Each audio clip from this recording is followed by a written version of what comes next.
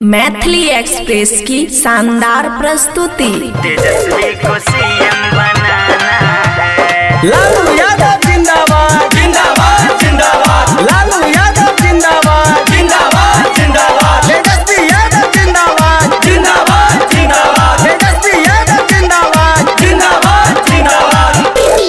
पूरा बिहार में सगरो है हाला, भैया तेजस्वी के है बोलबाला।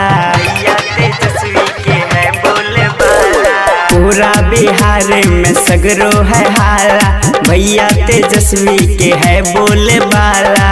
किसी भी नेता के बात में न आना है, लालटेन पर बटन दबाना है, लालटेन पर बटन दबाना है, तेजस्वी को सीएम बनाना है। लालटेन पर बटन दबाना है, तेजस्वी को सीएम बनाना है।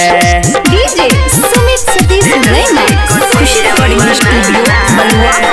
लालू यादव जिंदाबाद जिंदाबाद जिंदाबाद तेजस्वी यादव जिंदाबाद जिंदाबाद जिंदाबाद लालटेन छाप जिंदाबाद। जिंदाबाद जिंदाबाद। सब युवा का है अब की ये विचार, हम बनाएंगे तेजस्वी सरकार। हे हो चाचा, सब युवा का है अब की ये विचार, हम बनाएंगे तेजस्वी सरकार।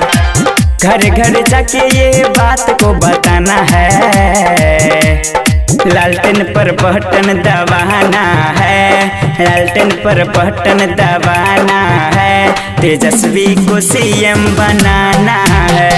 लालटेन पर बटन दबाना है, तेजस्वी को सीएम बनाना है। लालटेन छाप जिंदाबाद जिंदाबाद जिंदाबाद लालटेन छाप जिंदाबाद जिंदाबाद जिंदाबाद। तेजस्वी को सीएम बनाना है।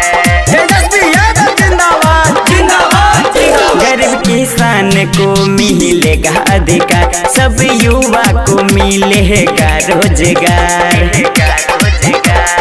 हे हो चाचा, गरीब किसान को मिलेगा अधिकार, सब युवा को मिलेगा रोजगार।